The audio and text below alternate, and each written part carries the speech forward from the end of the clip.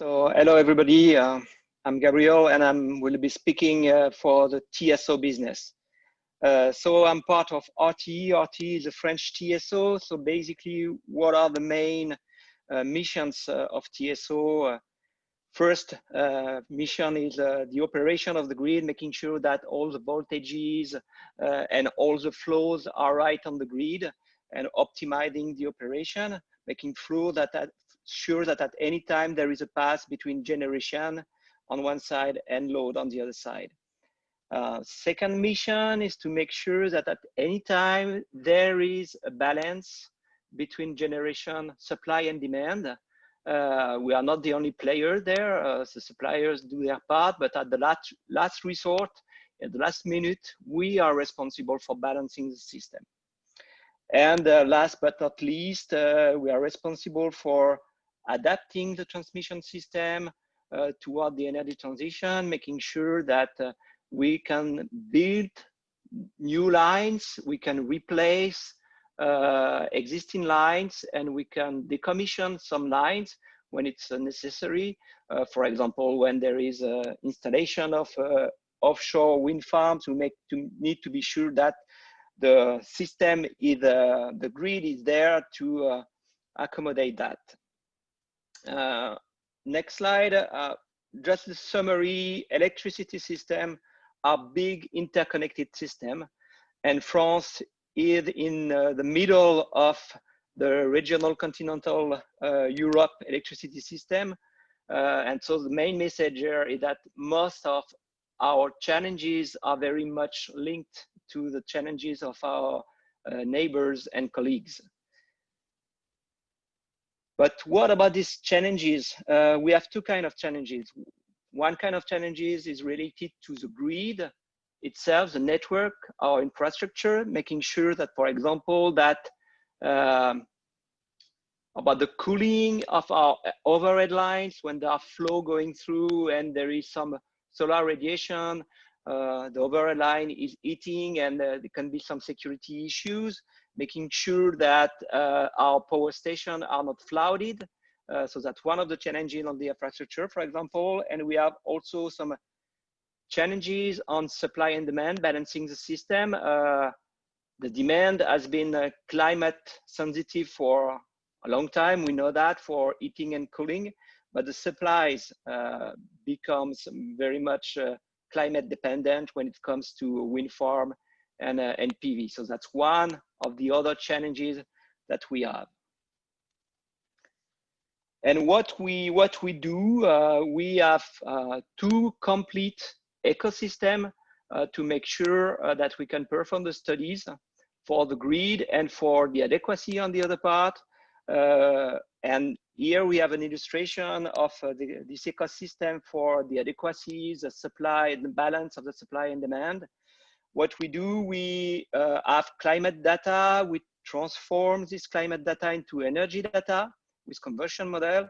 And then we have a complete platform for modeling and simulation and simulating the adequacy of the system. And we use this platform to make public studies.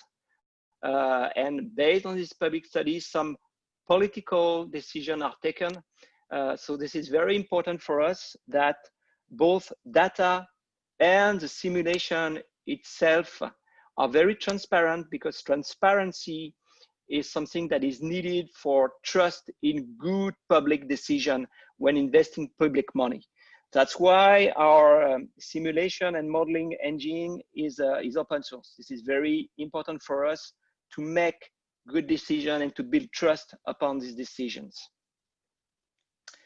So what are the very specific needs that we have for transmission system operators? First, we need to model the correlation between different climate variables, for example, wind and temperature, or wind and solar radiation on the other part. We have some hourly time resolution, which is very important, because I explained to you that this question of balancing the system supply and demand of electricity is very important for us. We need to have fine spatial resolution for the whole of Europe when we want to take into account the impact of climate on some of our overhead lines or some of our towers. This is very important to have a fine spatial resolution. We need to have a good representation of the extreme, because we want our grid to be resilient to extreme situation. We are nowadays in the middle of a pandemic. We are pleased that the electricity system is still there because our electricity system is robust to such a pandemic, but we want it to be robust to other kind of extreme situation, like extreme weather situation. And last but not least, when we make investment, when we build or adapt our system, we make investment for the next not only 20 years, but 30 years, and some of our overhead lines are built for 80 years. So the system needs to be relevant for nowadays, but it needs to be relevant and resilient to the future. So what are we using as data nowadays? We have a partnership with Météo France, the French climate data supplier. It's a good partnership. We are pleased with that. But there is one drawback, that we are using some climate set with constant climate, meaning that when we look in the future, we can make simulation for 10 or 20 years, subsequent years, and but we can do that in climate constant at 2000 or climate constant or RCP 4.5 or RCP 8.5, but we cannot model the drift in the climate during these subsequent years. Here, if I want to illustrate some of the challenges that we have, and for this taking into account the climate change, you have on the left side some of the heat waves that has been encountered by the French system, and on the right side, the cold waves. And you have in blue dots the simulation of climate 2000, and in red dots, the simulation of climate 2050, let's say. And you have the observation in green. And on the left side, you can see that what has been considered as a very extreme situation for heat wave in France in 2003 will be somehow common in the next future.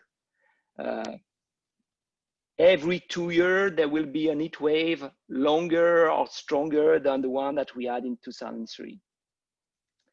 And on the other side, when we look at the cold waves, some of the extreme events that have been encountered by the French system, like in 2012 or 1985, become less frequent. But we need to model that to make our decision robust to this climate change.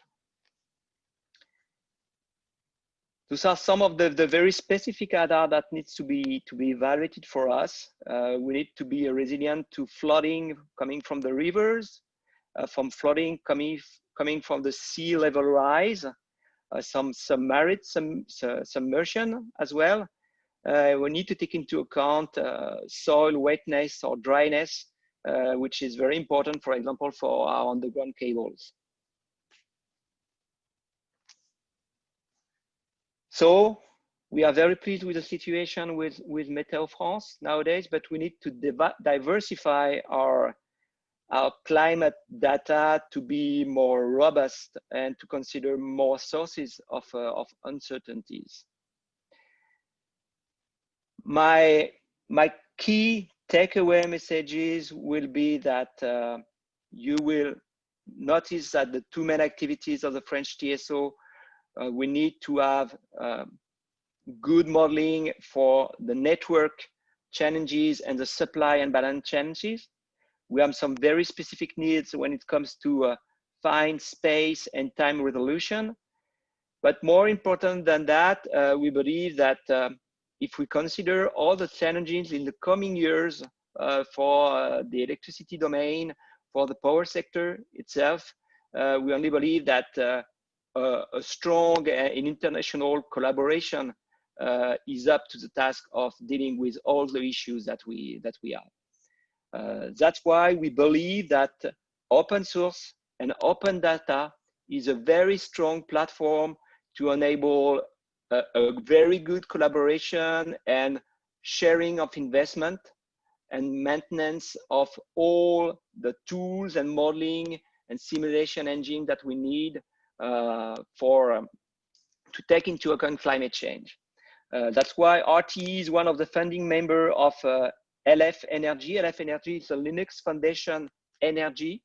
It is a foundation dedicated to the energy domain inside the Linux Foundation Energy.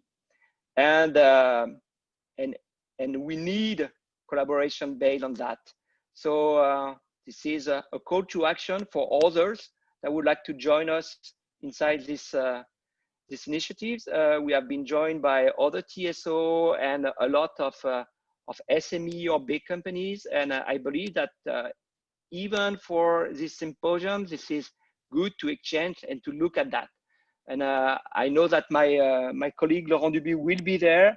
RT is very willing to contribute to the development of these climate databases and the usage of that.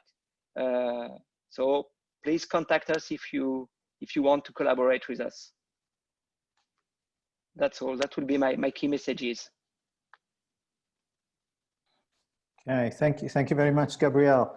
And just because Gabriel needs to leave now, we are going to take some questions for Gabriel now, if any. Do you have any questions? Either type them or raise your hand.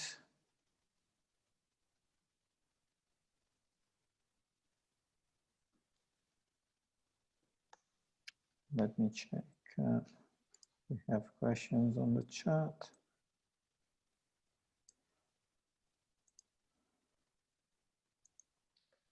So there is a question from Yes. Chiara.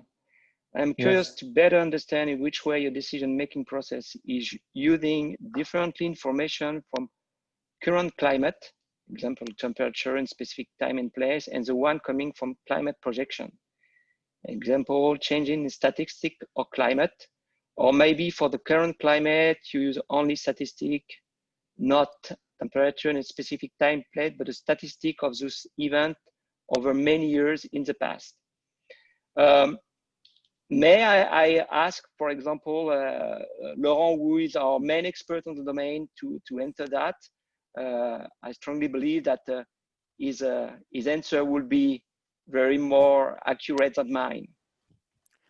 Well, thank you, Gabriel. I'm not completely sure I absolutely well understand the question, but basically what we do is that we use this kind of information, so climate information, into optimization models in which there are many input variables and we input data.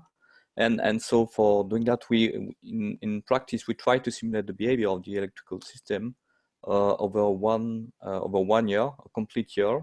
And this is done in a probabilistic and stochastic way. So we need many scenarios. So for instance, for the time being, we use 200 years of climate data at hourly resolution, both for the current climate, so centered around 2000, and established with projections to 2050. And so we have 200 years for the present and for the future. And those years are put into the model, and then we get 200 different simulations of the system. So in this case, which include climate variability around 2000 or 2050, based on the simulations we have. I don't know if that answers the question, but I'd be happy to elaborate more. Thank you. Thank you. You answered very well my questions. Thanks.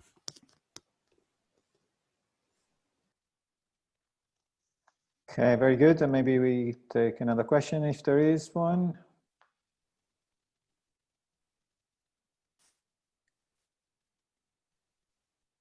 Maybe not. Otherwise, we'd like to thank you again, Gabriel, for taking the time to be with us and showing us how RTE is dealing with climate information and services. That's great. So thanks again. And we are now, I'm going to show again the agenda that's been slightly updated in the meantime. And we're going back now to the presentations for the C3S-Energy operational service. So the next presentation is by Joe Osborne from the UK Met Office, who's been one of the main participants in the operational service, and he has focused with together with the team at the Met Office on 2 case studies, and Joe is going to present them to us. Thank you. Over to you, Joe.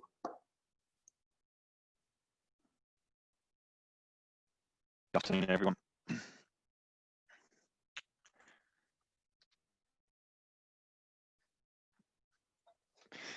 Yeah, hello all. As Alberto mentioned, I work at the Met Office in Exeter in the UK, and we've been working on some C3S-Energy case studies and applying some of that, that great data that we've developed and streamlined into a focus on industry applications. And I'm just one component of a team at the Met Office. So Joanna Mendes has actually led the science on this, and she went on maternity leave just a few weeks ago. And there's also been significant contributions from Galia Gwentrev and Caroline Acton as well. So I'm just a small component of the good work that's gone into this from the Met Office. And really, I guess the goal of these case studies is to raise awareness of C3S data, but also to show how it can be applied to industry problems. So we want to showcase, I think, the potential added value derived from the data capabilities, including the meteorological and energy indicators. And the best way of perhaps demonstrating this is through a couple of case studies. So one case study relates to climate impacts on gas demand, and a second case study evaluates the seasonal impacts of extreme meteorological events on gas balancing. And really, I think case studies are used to bridge the gap between science and applications. And we've been lucky enough to have benefited from close collaboration with a couple of industry partners here, both E.On and Envision. And the C3S-Energy chain, C3S-Energy value chain, as we see it, is a continuous feedback loop between climate data, climate services, and usability of products. And of course, we always want to keep in mind that we want to develop exciting solutions for industry using the best available data. But of course, we always have to be mindful of the decisions that partner organizations have to make on a day-to-day basis. And therefore, it's important to use that rich source of data correctly and working closely with those partners to develop tailored solutions that really work for them. So the first case study is around the climate impacts on gas demand. And this is the case study that my colleague Galia worked on. And the real aim of it was to assess if the new C3S-Energy climate data can improve gas demand predictability over the next 5 years. And really, I guess, understanding the impacts of a changing climate in the gas sector is important to assisting in mitigating risks, and those risks being, for example, undersupply of gas and also balancing costs in the long term. And the gas sector is from our understanding with interactions with them in a place where they're wondering whether they need to update their strategic planning with the use of new data. And of course, this very much fits the bill of what has been produced from this project. So in this case study here, and in the next case study as well, we make extensive use of what is known as the composite weather variable, or CWV for short, to pull through weather information, namely air temperature and wind speed, into gas demand forecasts. And I won't go into too much detail here, but in short, the CWV is calculated in such a way that it relates linearly to non-daily metered gas demand for a given local distributions zone. So a lot of thought's gone into the formulation of this, and it's a really neat way of equating one or two or perhaps more as formulations become more complicated meteorological variables into actual gas demand. So there's been some previous work on this, which we are comparing our approach to here, and the EXOSERVE methodology, which was something that we at the Met Office worked on a few years ago, used recent historical data to set essentially a climatology for gas demand. But there were some shortcomings in this previous methodology in that it was based on the assumption that future conditions will be similar to the past. And we know that baseline is constantly changing as we move into an ever warming world. So this case study wanted to make use of the climate projections, the new climate projections, and the Cordex regional climate projections that were produced in this project and are on the Copernicus Climate Data Store. And really, yeah, the relevance of this is just to see whether the case study see whether the new data can improve on current gas demand estimates between 2020 and 2025 using this data. So the data retrieved was Cordex data from the new streams of data that are available on this project, and they were extracted for the high emission scenario RCP 8.5 here, although we don't expect too much sensitivity of that given that we are only projecting forward for the next 5 years. And just go through a few quick results from this. This plot on the left here shows the daily evolution of temperature as predicted by an autoregressive model. And on the right hand side, we see the output of both wind speed and temperature, so the ensemble mean and the 5th and 95th percentiles from the Cordex simulations that are part of the new data set. And we combine both the autoregressive model output and also the climate model output to generate a calculation of composite weather variables for a number of days over the last few years. And we use this as the validation period to assess how well this approach is performing. And it's shown that the CWV is strongly correlated with non-daily metered gas demand. So this plot here simply shows the relationship between those two variables for the whole for weekdays across the whole of 2016, and this was done across multiple years to ensure that the relationship was consistent in the validation period. We weren't allowed to include the seasonal normal effective temperature component in the CWV calculation due to the lack of availability of this, so there is a possibility that this could improve the calculation further. And in summary, the proxy composite weather variable, which was based on 5 stations around the country, was compared to gas demand over the validation period, that's 2012 to 2018, and there was shown to be a strong correlation.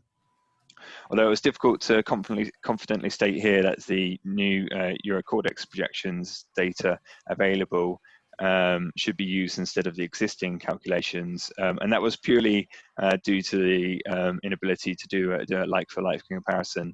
Obviously, the methodology of using actual projections for the next 5 years on paper seems to be preferable to relying on a baseline climate, given the shifts we expect to see even within the next sort of 5 to 10 years. But it was difficult to do a like-for-like comparison because we weren't able to use the seasonal normal effective temperature formulation in the CWV calculations, and we weren't able to do a like-for-like comparison from the EXOSERVE projections for the same period, 2020 to 2025. So there's more work to do there to do a detailed comparison. And then quickly covering the details of case study 2. So this looked into seasonal impacts of extreme events on energy balancing, particularly gas balancing. And we know that there's been a few events in recent years that have had really quite a big impact on the gas sector.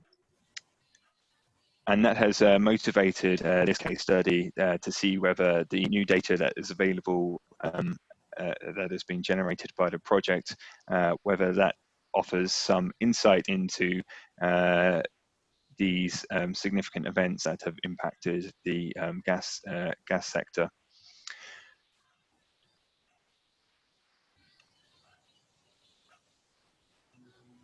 So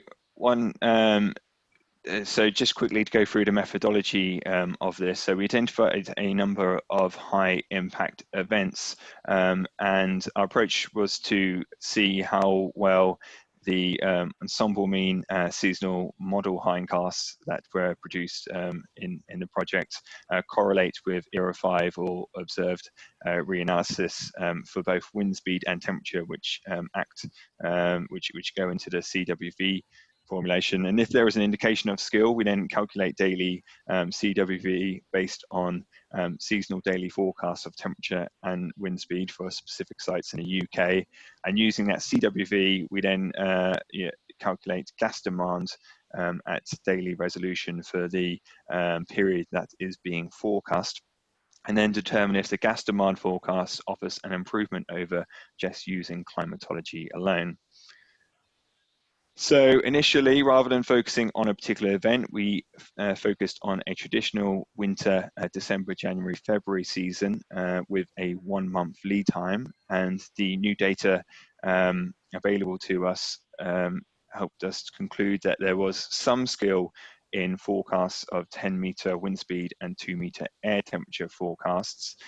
So these plots here show the skill between the forecasts and what was observed between 1993 and 2016, both in a time series sense. So this is averaged over the UK and also more spatially across the whole European domain as well. So there was some skill there, particularly for the UK at least, averaged over the UK for wind speed rather than near surface air temperature.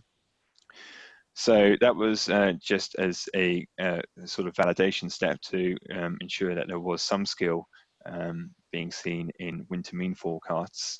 For specific events, we concentrated particularly on the 2018 Beast from the East event, which had a severe impact on the UK gas sector, and looked at how well this was forecast, perhaps more at a sub-seasonal timescale, so using forecasts that were initialized on 1st of February to predict the 15th of February to 16th of March period. And there was some evidence here for marginal skill in both 10-meter wind speed and 2-meter air temperature.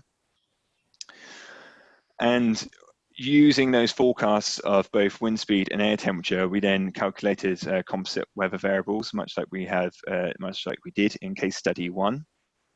And then translate that to gas demand using the observed relationship between composite weather variable and gas demand over the UK. So this just gives you an idea. The left-hand plot here, number 1, shows the forecast of near surface air temperature over the period in question, and the forecast temperature anomaly is minus 0.97 in the new data sets we have available here, compared to the actual temperature anomaly of minus 1.42.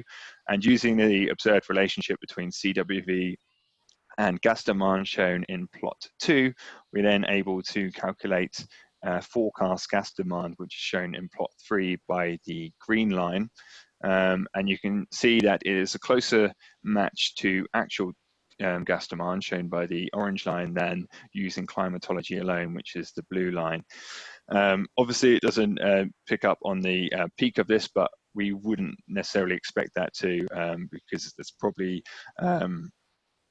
beyond what we'd expect the ability of these forecast models to be able to achieve. So the conclusions of case study 2 and next steps, the gas demand forecast for the beast from the east is a forecast on using climatology alone. So this gives an indication to the strength of the new data streams, but a word of warning here is that the forecasts are purely deterministic, and to understand the uncertainty in these forecasts, we should extend it to a probabilistic approach. Otherwise, there's a danger of giving a misleading impression.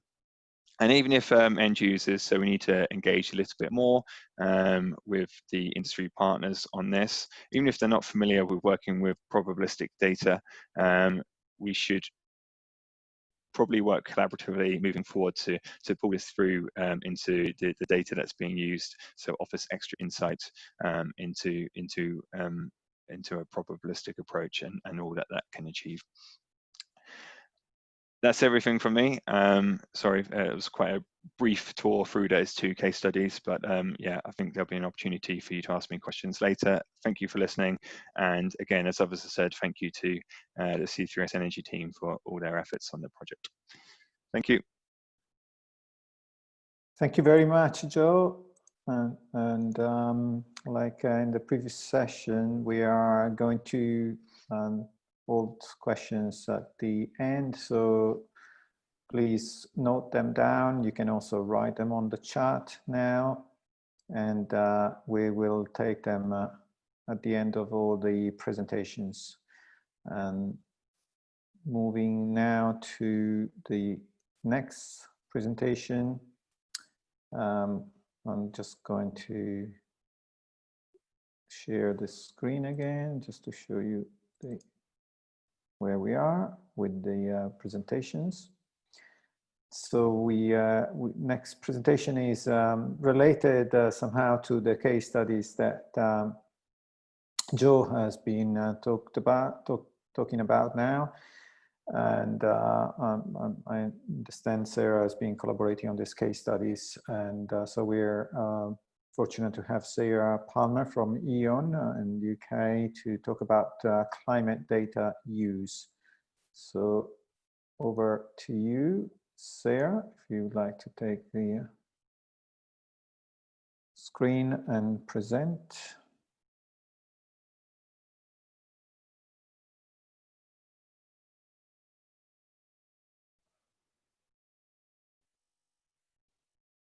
You are muted. Can you hear us, Sarah?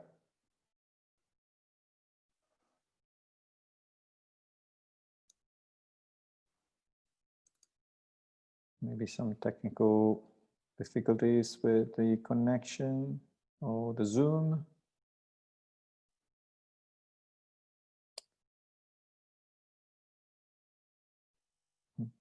Okay, so let's see if we can resolve it within next. Okay, good afternoon, Alberto. Alban Joyeau speaking. If there is technical problem, I can present now. We can just have my presentation instead of after Sarah right now. Could help. Yes, yeah, thank you. Yeah, I was going to suggest that. I was just waiting to see whether. Okay, let's do that. And thanks, Alban. And so we're also very fortunate to have Alban Joyeau. I hope I pronounced it correctly, from ENTSOE. Joyeau. Yeah. Yeah, Alban is at ENTSOE, apologies, and works in resource adequacy, and is the manager, in fact, of adequacy at ENTSOE, and is in charge of anticipating security of supply for energy transition in Europe, and responsible for European adequacy assessment from several months to several years ahead. The main products include seasonal outlooks and midterm adequacy assessments. Alban has worked for a number of major organizations, including RTE in France, ENBW, Energie, Baden-Württemberg, AG, and ADF. So it's a great pleasure to have Alban present now. Over to you, Alban. Thank you. Thank you very much, Alberto. Good afternoon, everybody. Can you give me the ability to, yes, okay, to Yes. share my screen? Okay, it works. So now, until it comes to you, can you see my screen? Yes, all good. Yeah, thank you, Alban. Ready to go. Okay, so thank you very much. So I propose you to have a three-part presentation. First, I will present what we do at ENTSOE, and briefly what is ENTSOE and what is adequacy at ENTSOE. Secondly, which kind of climate data we use, and then what in the future, what evolution are needed related to climate data. So ENTSOE first. What is ENTSOE? So we had the presentation from Gabriel from RTE. RTE is a member of ENTSOE. So ENTSOE is a European Association of the Transmission System Operator. And as you see, it represents a very large part of Europe, most of the continental Europe plus the islands. So it represents quite an amount also of consumption, like 15% of the global consumption, and 500 million of customers. There is also a particularity of this network is that it's quite interconnected, with especially dense area of meshed grid, which make the exchange important between the countries, and also the simulation complex. I will come to that later on. So basically, to say it in a nutshell, ENTSOE has three main roles. The first is to help to support the market integration at European level, the single market, through the competitiveness of the electricity. Second is to support the energy transition. So energy transition with the facilitation of connection, for instance, of the renewables, but also facilitation of integration in the system of the energy that is variable instead of dispatchable. And I will come to that as also because it's linked to the other point, the security of supply. So to keep the lights on, it's also what Gabriel mentioned earlier, and to coordinate that at European level. So I will focus on the adequacy, which is a kind of security of supply synonym. So what do we do at ENTSOE regarding adequacy? So we have different time frames with different products that address different issues and challenges. The first box on the upper left, resource adequacy. So European Resource Adequacy Assessment in the full name. It's an assessment that will look several years ahead. Currently, it addresses 5 to 7 years ahead, and with a new clean energy package, an electricity regulation that entered into force last year, it will address in the after implementation, it will address a period of 1 to 10 years ahead with a yearly assessment. I mean, a yearly assessment, that means in two ways. It will be updated every year, and every year you will see the year +1, +2, +10. So this is a very important project we are focusing on, because the methodology itself is quite significantly enhanced with the clean energy package, and the climate change and the climate data is a part of this improvement we need to implement. So this 1 to 10 year ahead allows to give to stakeholders, it is published on our website, some signals for investment, like demand side response or any kind of generation or storage. So then we have also the season outlook, winter outlook, and summer outlook twice a year. So the next summer outlook shall be published by the end of this month. So please keep an eye on the ENTSOE website. It allows rather operational decision because we don't have sufficient time for the stakeholder.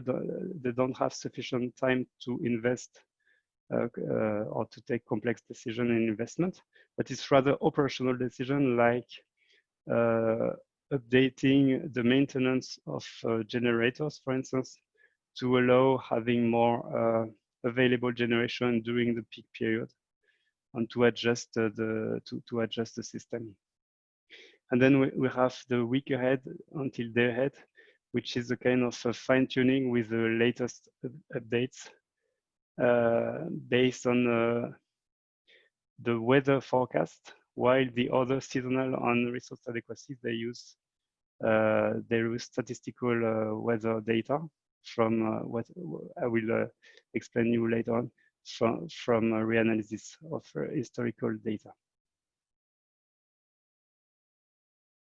So to focus on what we do, the methodology for the different products I mentioned is similar. We assess a very complex, maybe the climate model are even much more complex, but here is still already a complex modeling with the generation at unit level for thermal big generators, the storage, demand side response on demand, and the network infrastructure. And the network infrastructure with interconnection is maybe one of the most complex to model in this area. So the generation consists in scenarios that are starting point. The national energy and climate plans are an input, especially for the 10-year ahead. But it could be specific scenarios. It's also a link for the longer term. If we have longer term analysis, we need also to have a trajectory to reach the climate Paris Agreement. And so this is the assumption, and there are scenarios that are published from ENTSOE website also every 2 years. We have also assumptions on the planned outages, the maintenance per type of unit. And then you have the uncertainty in supply as such, the variable generation, wind, solar, hydro, for which there are also forced outage, and you have also forced outage for the thermal generation. And this is modeled. So the time series of wind, solar, and hydro are modeled using support from climate experts. And I will come to that later on. It's what we call the Pan-European Climate Database of ENTSOE. On the side of the demand, we have the demand forecasting, which is used through a tool with a mathematical single value decomposition based on several recent historical years, plus integrating the evolution, like number of electrical vehicle, demand expected growth, and so on.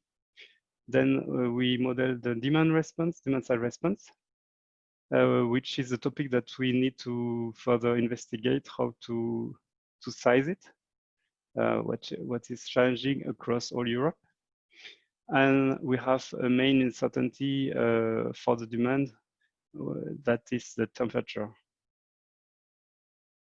So what is the object of our studies is to have an hourly calculation for all these parameters and to see at each single hours if we have sufficient supply to match with the demand, and considering the storage and the network infrastructure. So basically, how do we construct this probabilistic approach? We use the 35 reanalysis of historical climate years, which are correlated and interdependent in terms of spatial interdependent and temporal. It means it's as it's based on the history. If you have a lot of wind in north part of Netherlands, you will have also wind in the other side of the border in Germany. So there is it's not I mean it's correlated data. The same for wind temperature on photovoltaic and on hydro, where there could be some correlations. So based on this 35 years of data, we multiply this in the simulation by dozens or hundreds of random draws of unplanned outages, what makes a combination of hundreds or thousands of Monte Carlo sample years, so that we were able to give a probability of a risk of adequacy issue or a problem of security of supply. It is the principle we use. So I mentioned them already a bit, but the data we use at ENTSOE. So it was already a long time ago. ENTSOE or the predecessor, because the TSOs or the other association before 2000, there were also a role of the climate data. It was mainly the temperature impact on the demand, but also the severe condition on storm that could have issue of big outages, but it's rather extreme events. And the situation was very much more centralized generation with dispatchable generation as a majority. So starting from now and to 2050, we have a totally new paradigm with a decentralized generation with demand side response, and with a lot of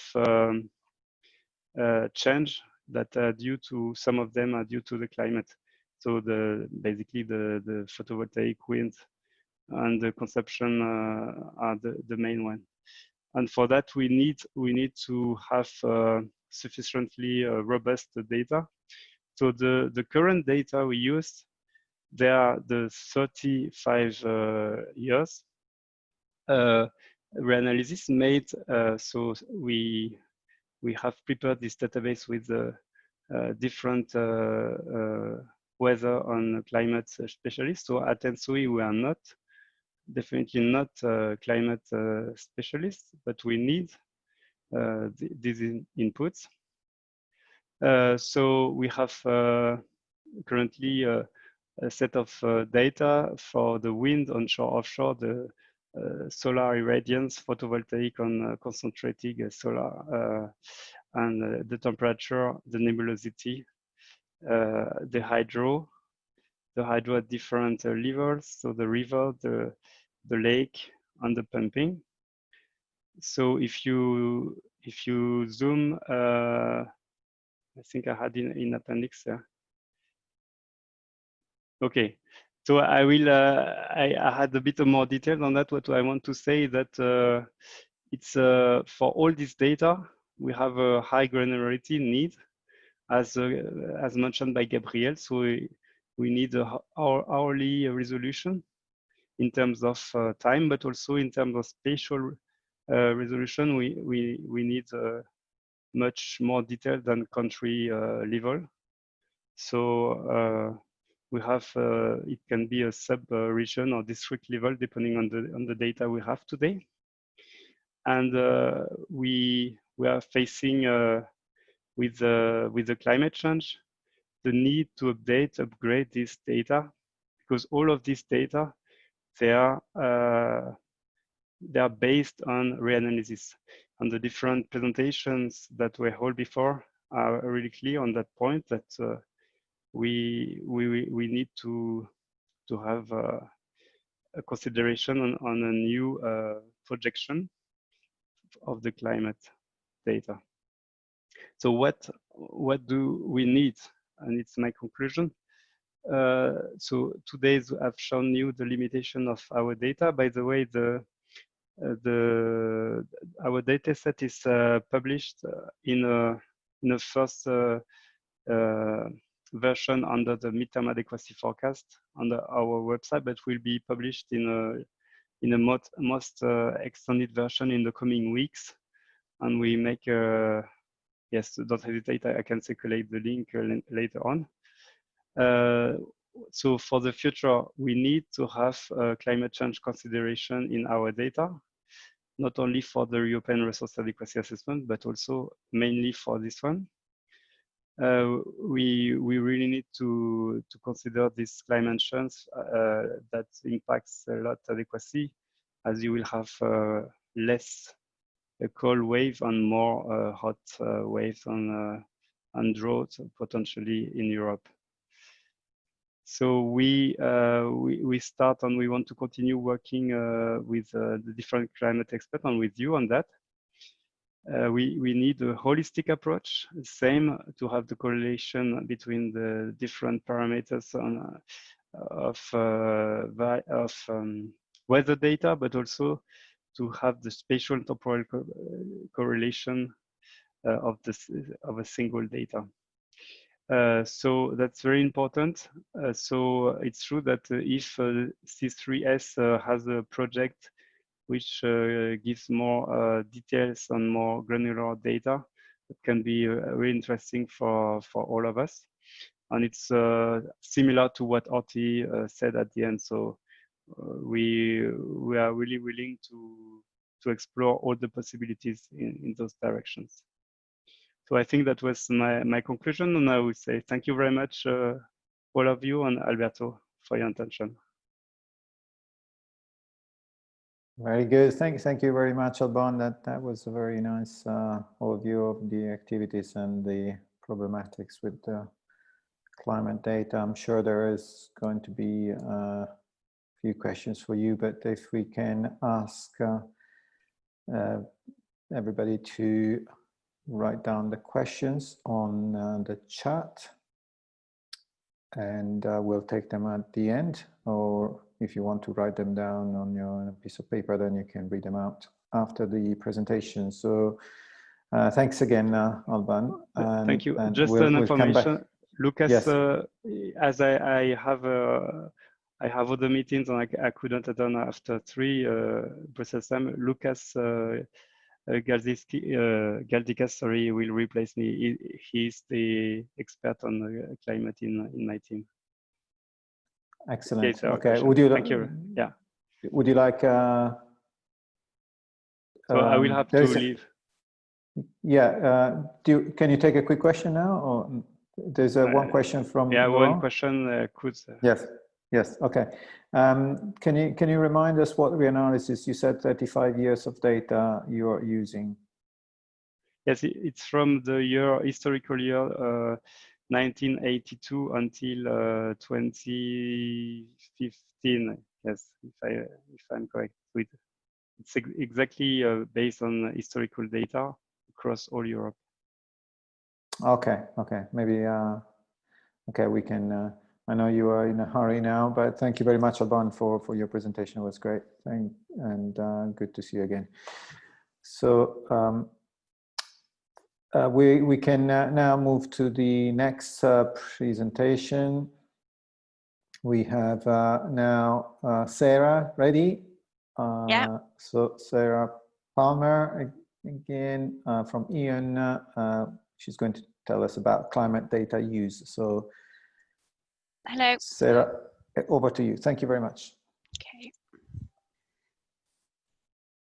Okay, so hopefully this is working this time. Can everyone hear me and see me? Well, see my slide, yes. Can't see me, yes. Yes, yes, yeah. We can. happy with that. Apologies for the technical problem earlier. I tried it out yesterday, but it's never quite the same as when you do it yourself. So just introduce myself. My name's Sarah Palmer. I work for E.On in the UK, heading up the gas demand forecasting team. We are responsible for forecasting the demand requirements of our retail customers, and which is particularly challenging at the moment when we're in the middle of a pandemic and we've got conditions we've never seen before, but that comes with the fun of it. So what I wanted to do today was just to tell you about the commercial side of the climate data and how it's important to us and what we do with it. So gas demand in the UK, as you're probably aware, is used for a number of different end consumers. Most of it actually is used for heating of properties, space heating.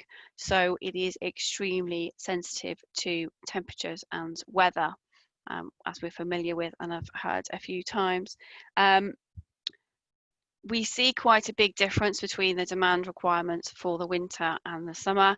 It's around 4 times the level of demand in the winter compared to the summer. So that rate of change that we see as we progress through the year that we need to try and capture and forecast can be quite challenging.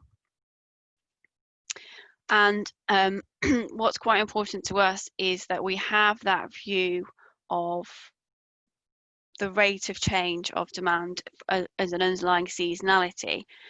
What is quite usual is for energy companies to actually purchase their gas and their power requirements for their customers according to their commercial hedging strategy. Now that might include buying energy for several months or years ahead of when you actually need it. So demand for today may have been bought several years ago.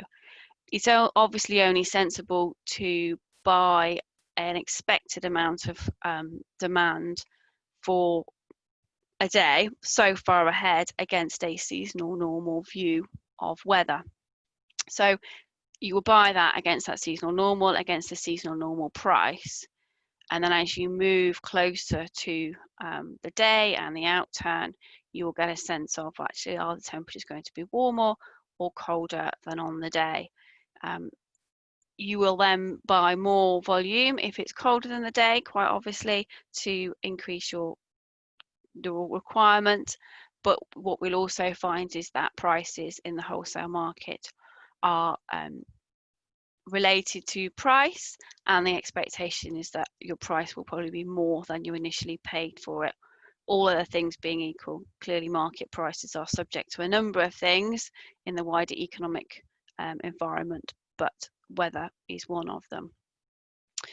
Equally, if your temperature is warmer on the day than your seasonal normal would suggest, you will then need less gas than you initially bought. But unfortunately, your prices are likely to have fallen, so you will sell that volume back to the market at a price less than you bought it for, all other things being equal. So regardless of whether it's warmer or colder, you are likely to lose out in the market. It is also quite usual for a supplier not to charge an end user different prices on different days, depending what the weather is. There are some suppliers that do, but most don't. So that cost difference that the supplier will incur on the day in the market according to the weather is also a hit on the supplier's margins, rather than something we can pass back to the customer. So what's quite important is that we have that view of climate, that seasonal normal, in a neutral position, in that we have both level and shape about right. Because if we have a bias to our normal, you will repeatedly incur costs unnecessarily as you are continually moving away from that seasonal normal position. So here, just kind of an illustrative example that perhaps if you had these dozen points, but most of the time you're finding that actually the temperature outturn is warmer or colder than normal, it would suggest that we were seeing a bias, and therefore we'd be incurring costs that would be unnecessary which is why it's important that we can get that climate position in the right place.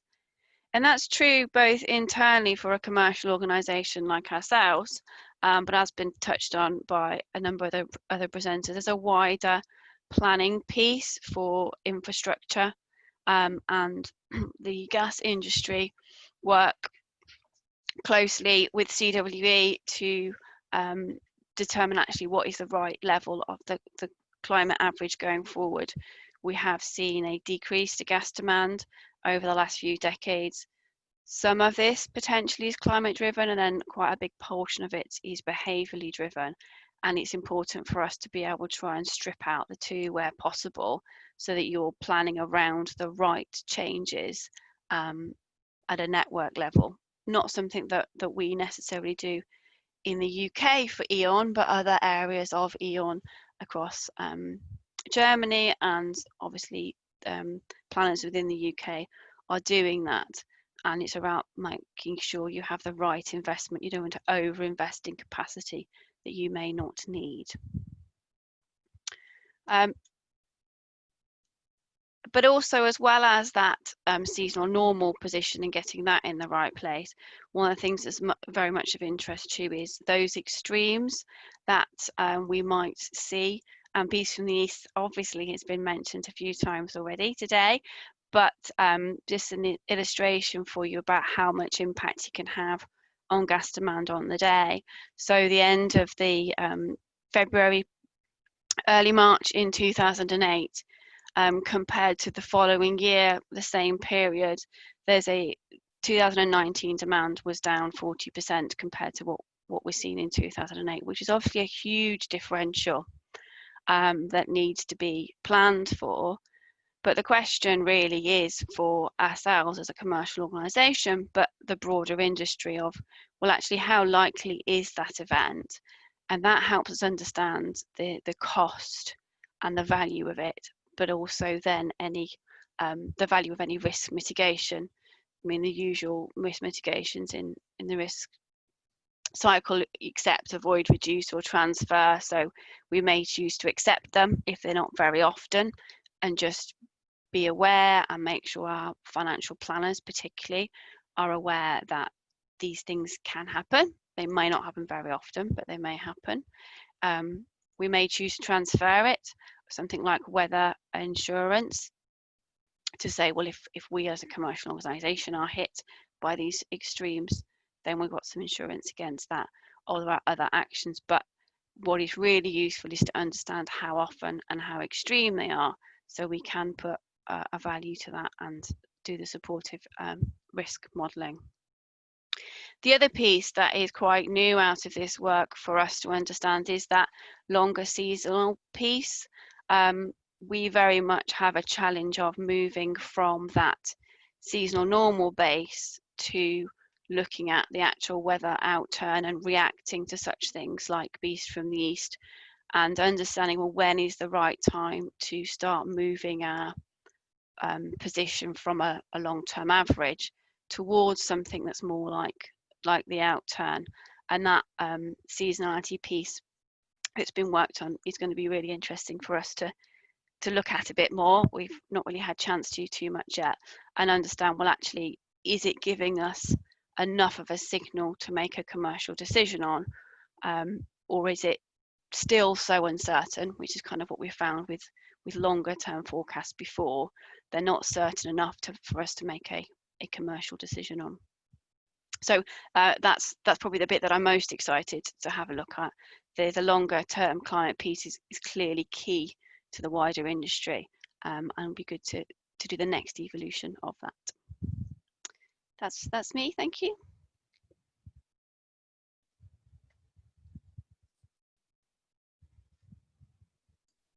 Oh, excellent, thank you. We managed to go through the presentation. It was very good. Thank you, Sarah. It was a very good insight on the world of the gas use and trading. So it's very helpful to understand better how to use the seasonal forecast.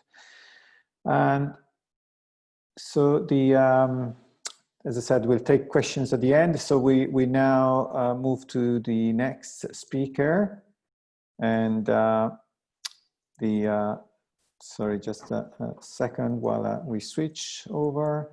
So the next speaker is Zedong Zhang, who is the head of research and analysis of Europe office for GEIDCO, the Global Energy Interconnection Development Corporation. He previously was working in the Institute of Economics and Technology of GEIDCO, and the field of his research expertise are science, research, technology, and policy across the renewable energy and power system. Dr. Zedong received his PhD degree in electrical and electronic engineering from the University of Manchester, UK. So it's a pleasure to have your presentation, Zedong, on now. So yeah. Can you see the share screen? Please, over to you. Okay.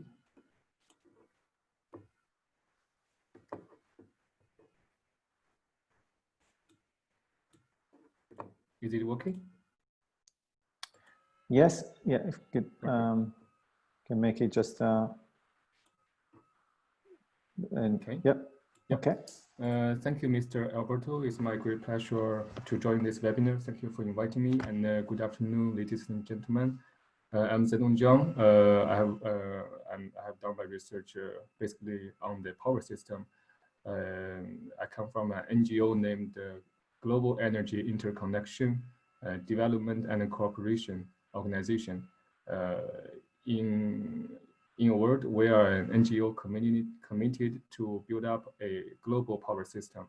So that's why we think the climate change will show a great impact, especially for us, because if you think about large-scale renewable power plants and the huge power flow across continents, that's why we are also looking forward to further cooperation with Dr. Alberto in the future. So today I'm going to give you an introduction for two sectors. The first sector is a quick introduction about ourselves. The second one is talking about the greater and the significant value of this C3S-Energy operational service on the power system, to show how it can make contributions to power sector. So a quick introduction about ourselves. The first question is, what's the problem that we are trying to solve? Clearly, it is a climate change and the resource shortage. And the reason for these two questions is because we are using the fossil fuels. So the solution is also very obvious, is replacing the fossil fuels by the renewable energy.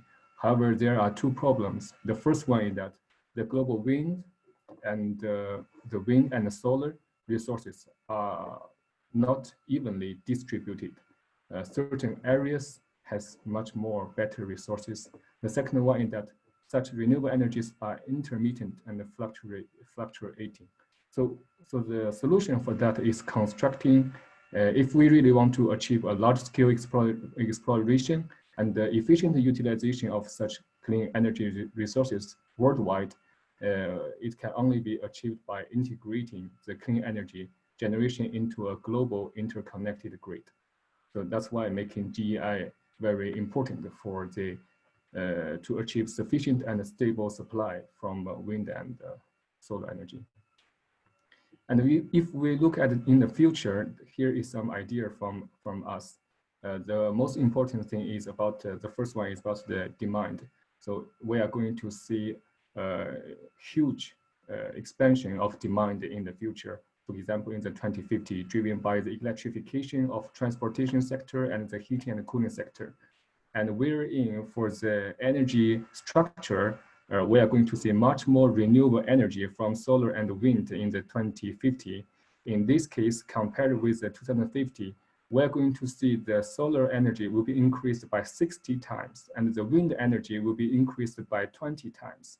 And you can imagine how much solar wind turbine and the solar PVs we have seen in just near our house on the roof or near the coast. However, imagine that we still need to expand the capacity by 60 times. We are still very, very far away from sufficient renewable energies. And this makes another gap is that we may not have sufficient landing and good places for the solar and wind just near our home because the landing is expensive and the resources, the places with the best resources has been occupied already. So if we still keep on looking for just nearby wind and solar power plants, it means uneconomical. So what will be the driven naturally is that we will try to find the large scale power plants from the places with the best resource. For example, the solar energy in the Middle West and from the North Africa. And for example, the wind power near the coast. Also the hydrogen power plants near the river. And naturally, we will see the power flows because such large-scale power plants are far away from the demand center. For example, Europe demand center allocated on the continents, but the wind power are from the coast, and maybe solar power from the Middle East and North Africa. So we will naturally see the power flow from such areas to the demand center. Another question is, how can we transmit such huge amount of power to our demand center? It is using the power transmission lines. So naturally, we will see a global power network. This is a blueprint of the global GEI backbone grid outlook. Generally, it will show up like a 9 horizon and a 9 vertical backbone grid, connecting large-scale clean energy spaces and the load centers to achieve global allocation of clean energy resource across different time zones and seasons, and the mutual support and the backup. And what's the benefit? How can we achieve it? As we can see that such cross-continent transmission lines are transmitted in a very large distance and with large capacity of power flow. To achieve it, the key point is the ultra-high voltage technique. I'm going to show a very quick example here is that the UHV DC technique. The advantage is clear. The capacity will be expanded 4 to 5 times. For example, in UK, the highest voltage level is about 400 kilovolts. But if we increase it to 1100 kilowatts, the capacity can be increased by 5 times. The distance can be increased by 6 times with lower loss, with more saving of the landing and lower unit cost. A project here has been achieved is the Zedong to Wannan plus minus 1100 kilowatts UHV DC project in China. The capacity is over 12 gigawatts and the distance exists 3,000 kilometers. It is even longer than from Brussels to Istanbul of Turkey.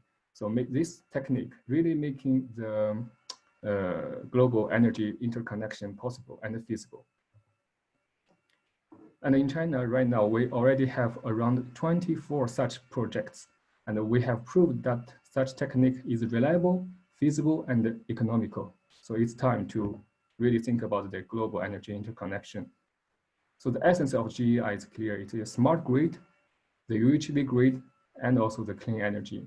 So UHV and the smart grid is just the tool for us to achieve a 100% clean energy power system. It will mean a lot of investment, but also means a lot of values, no matter from the climate part, for the economic part, and society part, but also political part. And most importantly, for the energy transition and the climate change is that it will accelerate energy transition, increase the percentage of renewable energy, and to reduce helping reducing the carbon dioxide emissions, greenhouse gas emissions. What we have achieved so far is that we have over 800 members, many research results. We also issue monthly journals. If you're interested in, can email me, I can share you every month.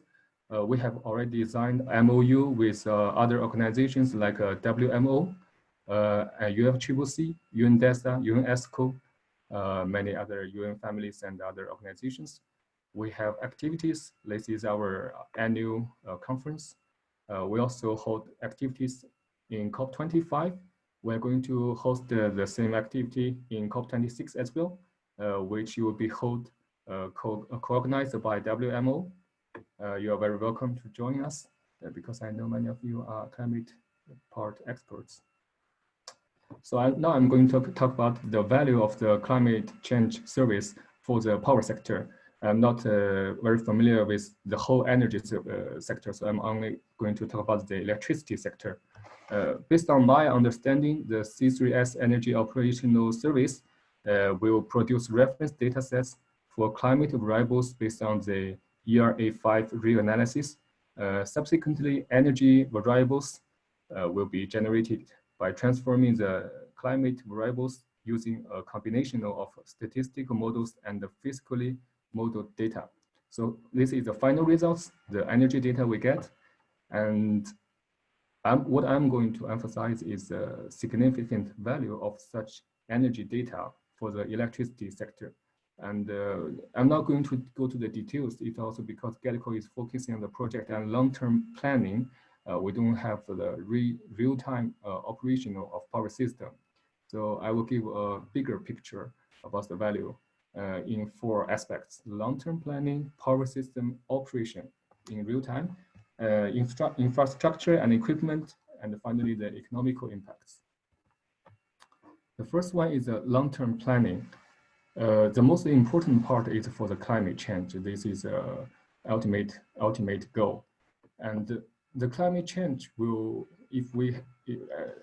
as we can see how the climate will change in the future, this will lead to the change of demand, mostly because of the temperature and the influencing on the heating and the cooling sector.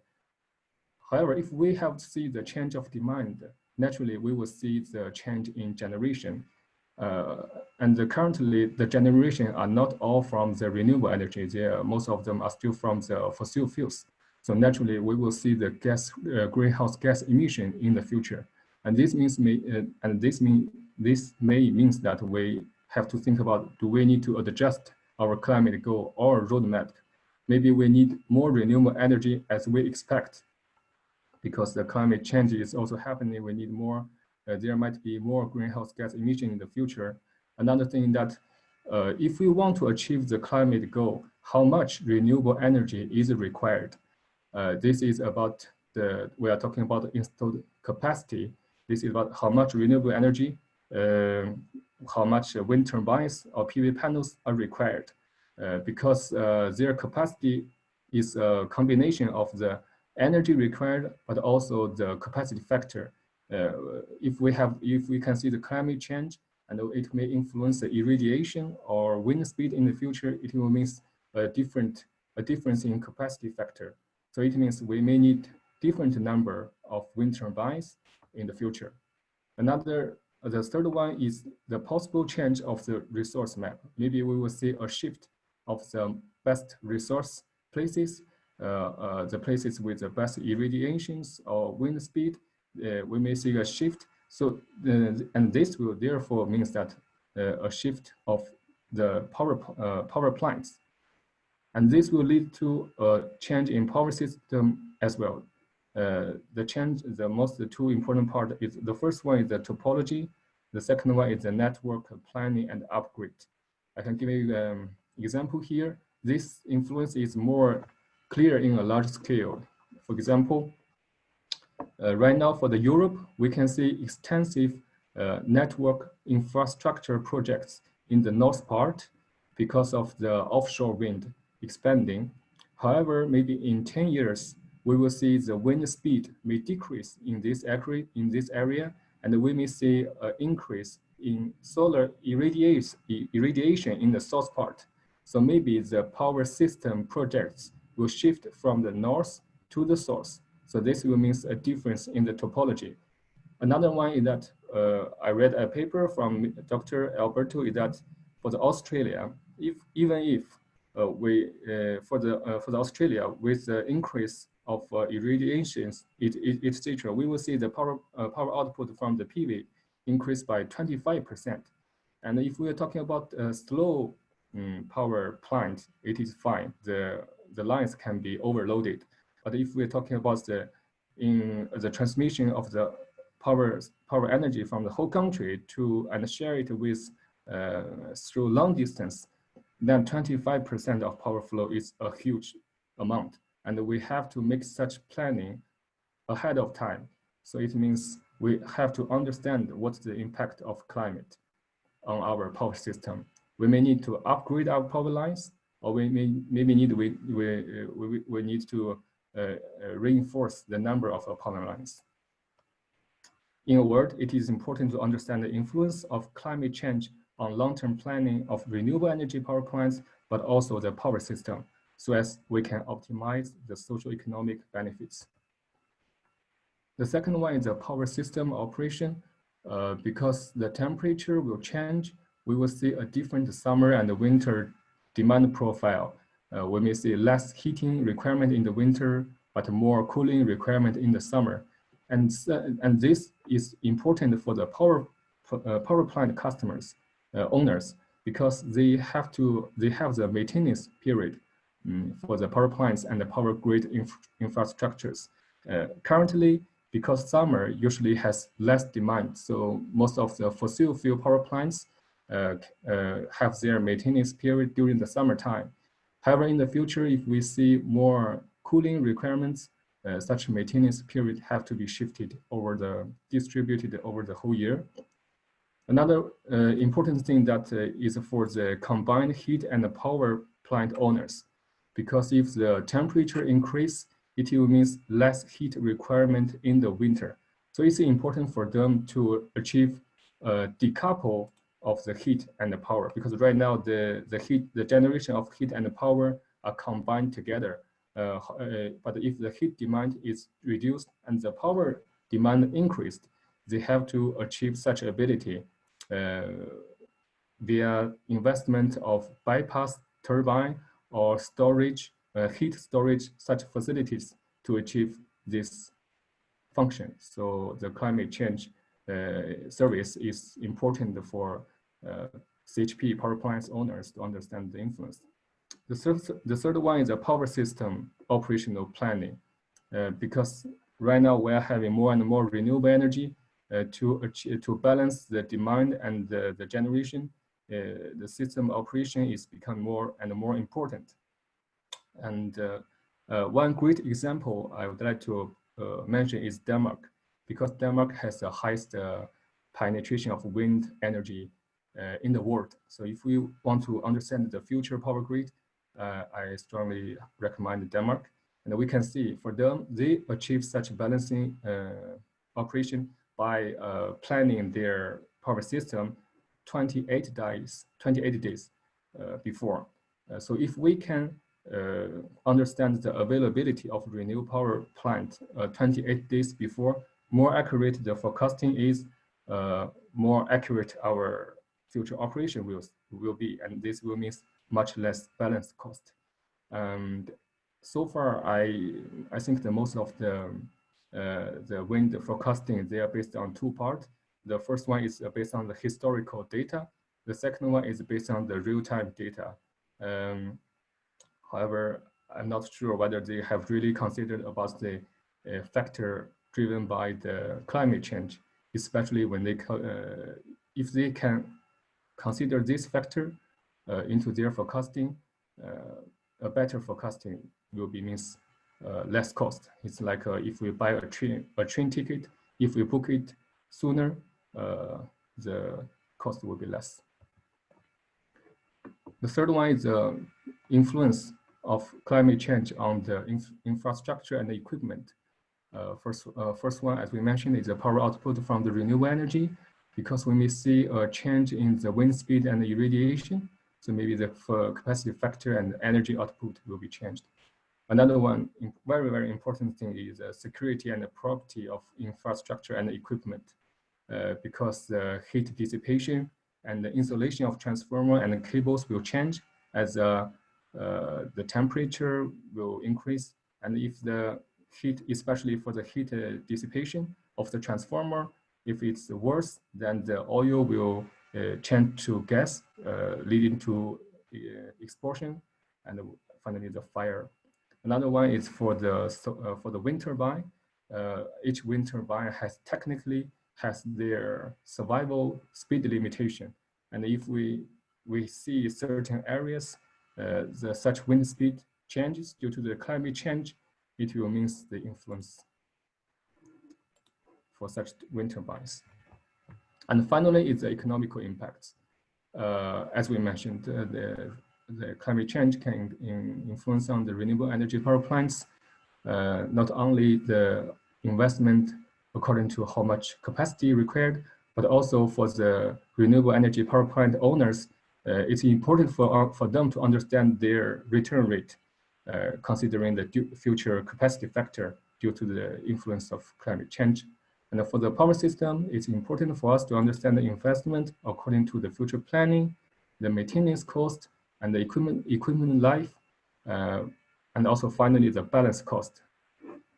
And all of the things altogether will finally becomes the electricity bills of us, the customers.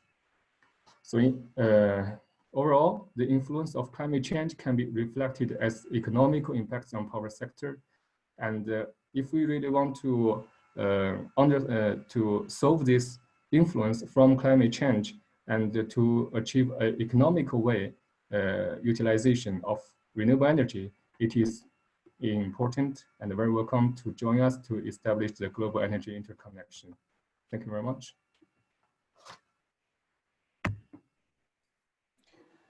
Very good. Thank you very much, Zedong, and for this inspiring talk and the future possible development of the electricity grid. So that's really something that can inspire people and have a definite goal to reach.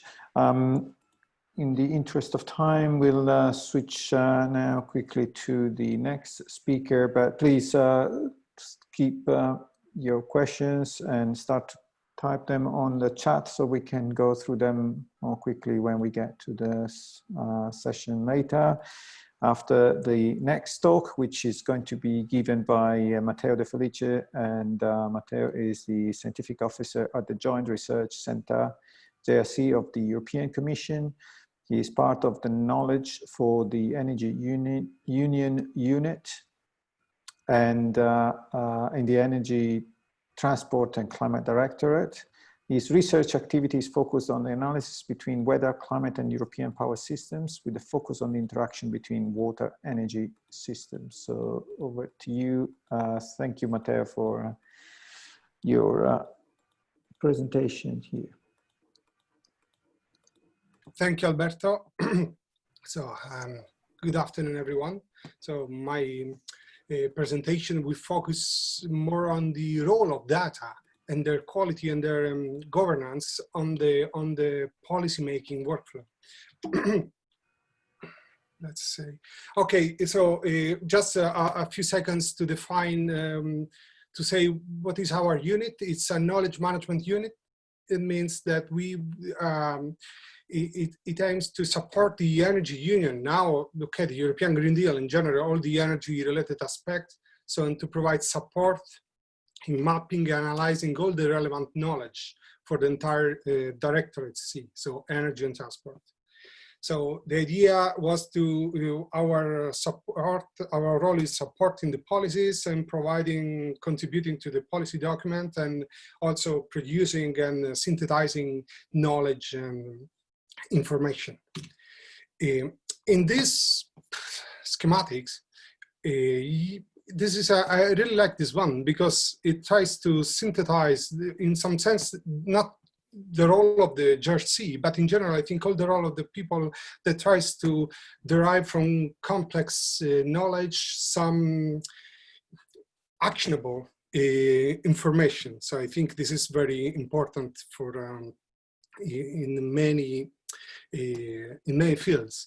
So how you can see here, we in some sense, we have so many sorts of knowledge and information with different quality and different structures. And then the important in the end is that you need to synthesize, it gives some sense and context to this data, to transform it into information, then knowledge that could support the entire EU policy process.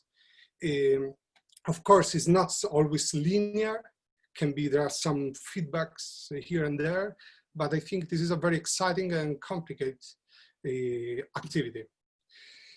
So data is the new soil. So those are the words of David McCandless. It's a British information designer. And I would say that then data is the new soil. So it's the soil in which policies grow in some sense. And then this kind of data, we think it should be in some sense be fair. Fair means for findable, accessible, interoperable, or reusable, authoritative, and easy to use. So in some sense, the time to spreadsheet, so the time needed to get the data put into a spreadsheet in broad sense, it must be as short as possible. I think that the data provided by the C3S would reflect most of those qualities or those features. And we think it's very important for the entire policy making process. To this sense, the JRC has also presented JRC data policies. I invite you to, if you have a few minutes to spare, to give it a read, because it's very interesting, because in some sense it gives some idea how would be the principle and the data management inside the institution. I remind you that the JRC is part of the European Commission, and so also how this kind of data is made available, is transparent, is openly available to all the citizens. Well, now, given that we are talking about energy, I think it's worth spending a few words on the European Green Deal. You know, it's before this coronavirus challenge was the main topic in Brussels. And then I think I extracted from some recent communications on the European climate law and the European Green Deal 3 paragraphs that I think really reflect and suggest in some sense could be the role of the C3S and in general the role of data in the entire policy design process. Because probably you're already aware that the European Green Deal is a very challenging project vision. So having the carbon neutral continent by 2050. And also it's important to achieve this, that to prepare some adaptation strategies and to implement some plans to deal with the vulnerabilities posed by and threats posed by climate change. It's important in this sense that all the business, citizens, all the entire EU could access the data and develop instruments to integrate climate change into risk management practices. This is very important because we are not just saying that we need good data, high quality data. We need data that can be accessible, can be used to create some downstream decision making that can be private or public. And also, those are still the words of the European Commission. It's important that this accessible interoperable data is part of this entire data-driven innovation triggered by the European Green Deal. So to facilitate evidence-based decisions, it's important to have data, underlying data. So in these 3 paragraphs, I'm trying to suggest that we should be looking for data that is not only good enough to be used to design good policies, but also must be accessible and transparent and accountable. And this is very important, I think, for a transparent and efficient policy making in the entire EU. I would like to give you an example, but it's not very technical, but I think I give you the references so you can really contact me in the future and read the reports. So recently we published, 2 weeks ago, we published this report and on the role of climate variability in the current power systems. In this sense, the data that is provided by the C3S in general, it could be really used, for example, in for two different aspects. From one side, looking at the past, the historical side. So the data, is important to have data that to be able to answer a simple question: what happened at that moment? For example, are we observing a trend in the wind speed over Europe? Or also, what happened in 1991? Because probably at the time we didn't have good statistics on hydropower generation. So, but on the other side, this data and this part of the work is in progress, is not contained in the report. It's also is even more important if we look at the climate change projections. So if we look at the future, because it helps us to envision some future scenarios and to assess the probabilities and potential risks associated to them, and also to analyze sensitivity. What if we go in this direction? What if we will have such kind of wind shortage or water scarcity during summer? And I think to deal with this kind of tasks, it's important not only to have good data, but this data must be transparent, because if you associate to, if you design a policy that you must be transparent in this sense, then it's important to be able to reproduce all the history, all the story of the data that are underlying that specific policy. And also that's a very important point for a good positive point of all the data generated by the C3S must be European wide. So it must be available and consistent for all the European countries. And this is very important in terms to have an equal representation of all the member states and all the European population in our policies. Okay, just a layer of complexity in this policy design. Okay, probably you already know this, those words by George Box, the British statistician. But I think that, okay, some models are useful with the right data. So that's why it's important to have the data into the policy design process. That's often, especially in the energy aspect, especially in my work, involves the use of some models, energy models. The models are important because they allow you to simulate some specific constraints, but models add uncertainty on top the uncertainty introduced by data.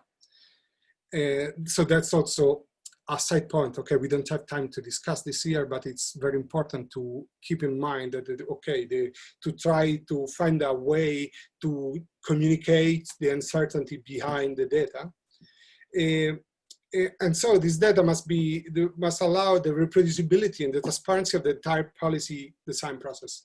If you look at this report we recently published, for example, I can tell you that all the data and the models are open and available to any user, so to any use. So it means that in this sense, you will be able to reproduce the entire process. And I think this should become a standard in the policy making in the European Union, of course. And then I think that having the data from the C3S will play a very important role in this, because it's already wide, high quality, covers many aspects of the climate aspects, energy, and also it has the right infrastructure to allow reproducibility and transparency. Another example, that's the latest, it's our kind of work we are doing for the DG Ener, and also gives you an idea on the complexity of all the analysis that we are doing. And also you can imagine, I'm not going to discuss this here, but you can imagine in all this view, how many, in how many aspects, in how many places the data provided by the C3S could be used could be integrated in the entire modeling and policy design process. And so, especially because it allows us to not only to create the inputs needed for the models, but also to assess the role of climate, the past climate, so climate variability, but also the idea, the possibility to use the future climate to test and evaluate the quality and the robustness of the future European power systems and the European energy systems more in general. The final slides, of course, we have to remember that we are not, I mean, not just the JRC, but I think all of us, we are not just data users, but at the same time, you are also data providers, because every time you use the data to generate something new, you become a data provider. We as a data providers, we are providing more and more data sets, all of them with the Creative Commons license. You can find them on the JRC data catalog, most of them. So, and many of them are, of course, from my side, are related on the renewable energy. So we have 10 series. We have a database with all the European power plants and all the European hydropower plants, and also some potential about the possibilities, the potential of wind power and biomass power and solar power for the European continent. Then that's it. So here just a bit of showcasing the most recent reports, but you can find them more on our official webpage and on the social networks, in our social networks channels. Thank you.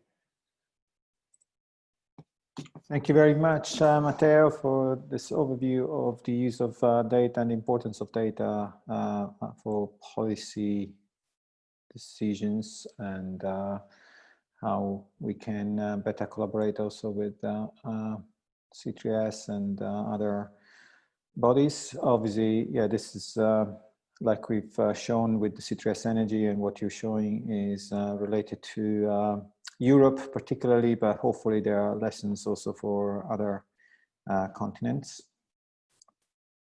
So we have now, we're a bit gone a bit over time with the presentations, I'm afraid, but we do have a bit of time for questions. And also we may, just to get another try and also remind us about this session, we can try to have another photo session now. So before we go to questions, I'd like to take the opportunity to invite everybody who would like to switch on their camera. Most of you were, I believe, in the previous session, but we also have some new people, so that's why we'd like to go through the capturing of the photos. So photo group, and I'll have to take it in 3 times again, like before. So I'll wait a couple, but maybe 10-20 seconds to see everybody getting ready. The camera on. Great, thank you for switching them on. Some people are still. Okay, so we're ready with the first one. We have a first full screen, nearly. Okay, 1, 2, 3, go. Okay, and another one here. Thanks. And the last one. There's not many cameras, but still we capture the names, and very good. Okay, so feel free to switch them off. Thank you for participating in this little exercise. And questions. So we had 1 or 2 questions I've seen in the chat. Maybe there are more now coming. So there's one from Lena. I don't know if you want to say or read it out. That was for Alban, and now Luke. Yes. Hello, everyone. So this is Lucas. If you want, I can try to address the question? Yes, please, Lucas. Yeah, so I see that the question about let's say asking some more details or to elaborate a bit on the inadequacy during the extreme events. So yeah, I guess this is the most crucial aspect for adequacy assessments. Is that for us the most crucial data is the tails. So the more extreme it gets, the more likely inadequacy situations may happen. On the other hand, also the extreme high, let's say, renewable generation could cause also some challenges in our system operations. So this is one of the most crucial parts, let's say, of our data set for adequacy assessments.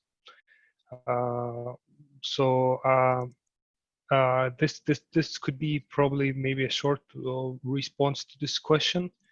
I don't know if Lina would like to ask something more specific. I could try also to address this one, but I really hope that this short response was okay.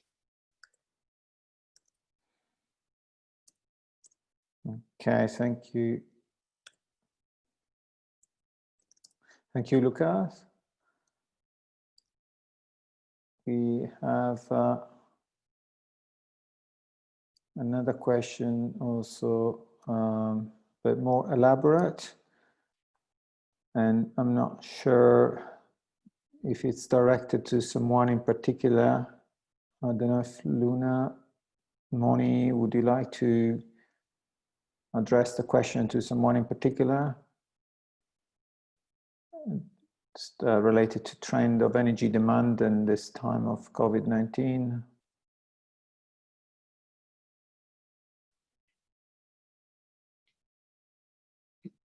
Well, this is Lucas once again. I was just thinking that I could probably make a short remark because we were addressing this topic a little bit within the frame of the summer outlook, which is the adequacy assessment for the coming summer, which Alban just mentioned, and which should be released soon.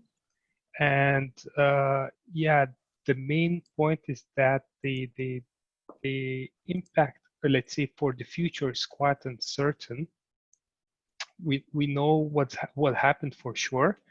And then we also have different stories in different power systems. So I would probably say that there is no one storyline which would fit everyone. And there is definitely not one single storyline what would happen in the future. So there is sort of an uncertainty about this. What is this, let's say, most TSO, what the most TSOs are expecting is that this really affects the electricity consumption with a downward trend to more or less extent in different places in Europe. But yeah, the impact is more downward.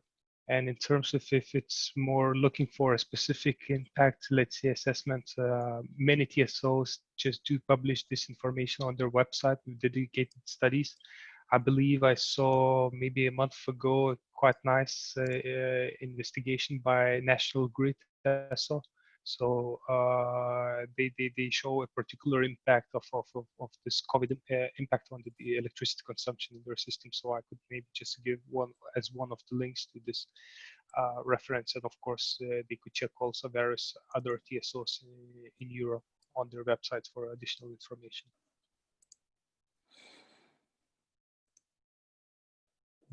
Thank you very much, Lucas. That was very useful. Yeah, I'm aware that that's been addressed in different scenarios and across the world, not just in Europe, of course. And yeah, there is a lot of uncertainty, of course, around demand patterns and in the next several months or maybe more longer. Okay, so let's see if there is another question from Chiara to Matteo. Where do you see further collaborations with C3S to feed energy policies within the new Green Deal in mind? Where? Hey, that's, I mean, I think that something we really need, I think, is having some authoritative but also easy to access and easily digestible information about climate change projections. And that's, I think, for sure is something that C3S is able to provide. And in some sense, I think what we really need, probably in the entire commission, is some knowledge that is clear and actionable about climate in general, about the past and about the future. I think this is really, so I think this is really the role that should be played by the C3S. So like an intermediate and like a very reliable source of knowledge, not just data, knowledge that can be easily used, that can be used by all the policymakers in the Commission. That's my personal view, of course, but I think I can see many, many other possibilities. Okay, thank you, Chiara. Thanks for that.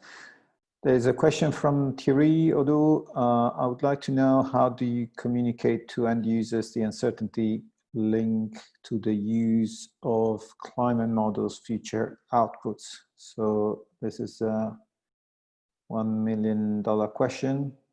I don't know who wants to take it. Laurent, I'm looking at Laurent. Can I say something, Alberto? Yes. Because I think that, okay, I don't want to. So I think it's a $1 million question, as you say. But I think that there is one point. There are no end users, so they are not just such a general category. And I think they are so different because it's different their need. Because if you're talking to a farmer or to a policymaker in Brussels or to an energy trader, they are end users in this sense, but they want the uncertainty. They can understand the uncertainty in very different ways. And I think this is something that also we learn in the entire C3S process. Tell me if I'm wrong. Yeah, I mean, I would say that yeah, the users here are interpreted as people who don't know much about climate models and they want to use it. So that's what will be users. But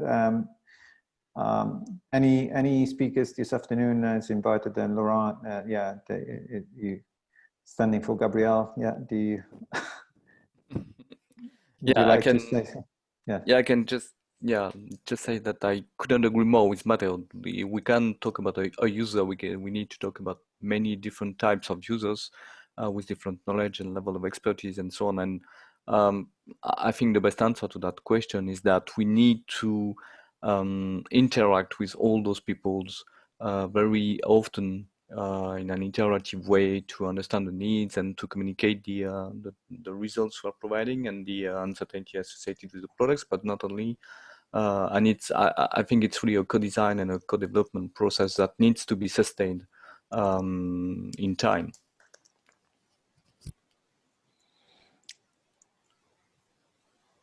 Okay, excellent. Thanks, Matteo and Laurent. Is there amongst the speakers in this session, whether do they want to respond to this? I might add something as well, Alberto, if that's possible. Yes. I think sure. Just from my experience, I think it's also about a type of information as well. Obviously, you know, if you're projecting a variable out sort of 50 years into the future, there will be some inherent and maybe irreducible uncertainties with that. But I think there's also a lot of information that will just offer value, like that case study that I looked at earlier, combining projected information for the next 5 years with, say, historical information for the past 5 years. feels a more intuitive approach than just using that historical information. I know you wouldn't expect huge changes over 5 years, but temperature is one of the most sensitive variables, obviously over shorter timescales. So even that extra information is going to give you greater insight on your kind of climatology. And then by using these kind of multi-model data sets and just by having more data, you should get a better grasp of your your range and basically the potential outcomes and your range and that climatology as well. So I think there's a lot of information out there which you don't necessarily have to get bogged down in the uncertainty with it straight away. I think there's a lot of information that is useful and can be used. So I think that's a good starting point. And obviously you have to be mindful of the studies, but yeah, just to say, I think that there's some useful information that can be incorporated into maybe kind of strengthening some of the approaches that are already taken out there. Okay, yes, thank you, Joe. And as we are approaching now, actually we are already on the hour, the end of the session. We'll just go for a few minutes, perhaps. Just want to quickly, there's a relatively simple question. Well, it's pretty simple, yeah.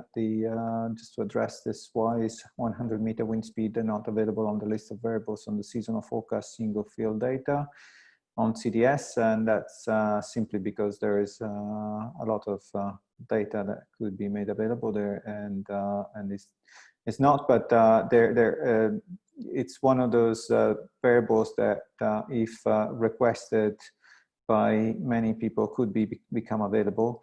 And the same for solar radiation at a frequency higher than a day, and that's under discussion as well. So people are aware that that's required. For 100-meter though, there are relatively good ways to derive it from other levels, and that's what we've been doing. In our case, we derive it for 10-meter wind up to 100-meter wind.